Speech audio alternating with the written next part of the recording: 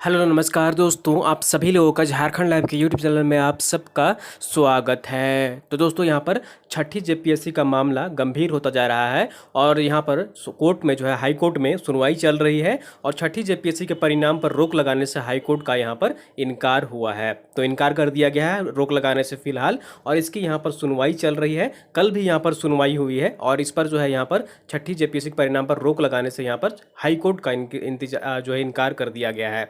तो जैसा कि आप यहाँ पर देख पा रहे हैं न्यूज़पेपर में प्रिंट हुआ है। पहले मैं ये बता देता हूँ आपको जो प्रिंट हुआ है वो, उसके बाद मैं यहाँ पर जो है आपको डिटेल्स में बताता हूँ कि मामला जो है वो क्या है।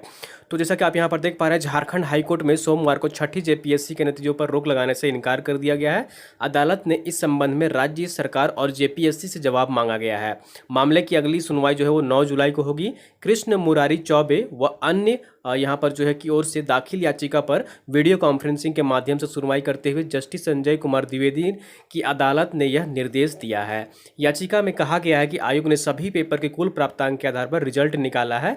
नियमानुसार जो है यहाँ पर प्रत्येक पेपर के लिए क्वालिफाइंग मार्क्स के आधार पर जो है मेरिट लिस्ट तैयार जो है कर परिणाम जारी होना चाहिए।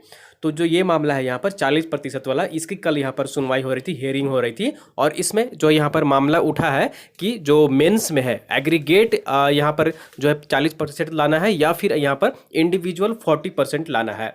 तो यहाँ पर जो है वो इस पर सुनवाई हो रही थी और यहाँ पर जो है जेपीएससी की तरफ से दलील दी गई है कि जो है पीटी में यहाँ पर सिर्फ इंडिविजुअल 40% लाना था, लेकिन यहाँ पर जो मेंस में है उसमें एग्रीगेट यहाँ पर जो है वो लाना है। और जबकि यहाँ पर जो है वो कैंडिडेट्स का कहना था यहाँ पर जो यहाँ पर है कृष्ण कुमार चौबे का कि जो विज्ञापन है उसमें लिखा हुआ है कि यहाँ पर इंडिविजुअल आपको यहाँ पर जो है वो 40% लाना है। तो ऐसे बहुत सारे कैंडिडेट्स हैं जो पास हो गए हैं जिनका इंडिविजुअल 40% नहीं है लेकिन फिर भी वो मेंस में पास हैं। तो ऐसे भी कैंडिडेट्स हैं, तो इसलिए यहाँ पर इस पर सुनवाई चल रही है।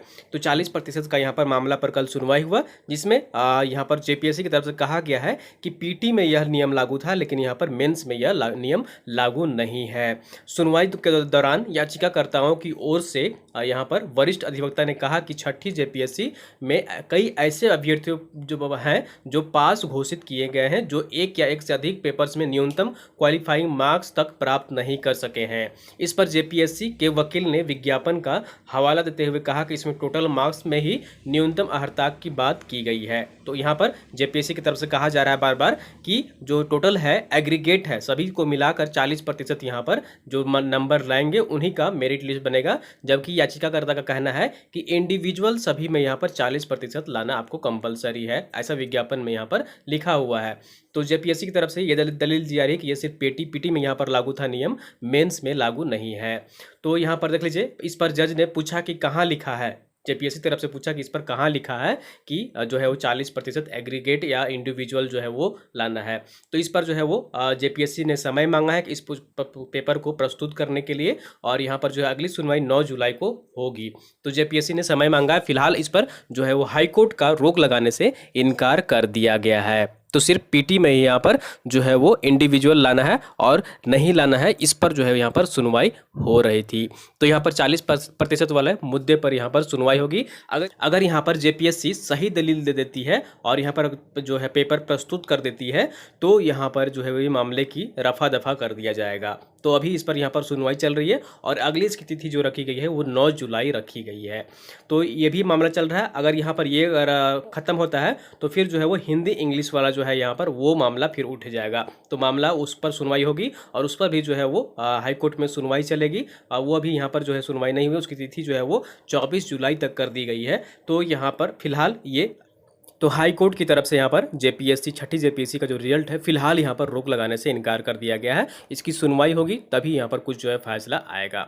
तो आगे देखने वाली बात होगी कि यहाँ पर जेपीएससी जो है वो क्या पेपर प्रस्तुत करती है और यहाँ पर कैसे जो है वो यहाँ पर कोर्ट में सुनवाई होती है, कैसे चलती है, इस पर डिपेंड करेगा।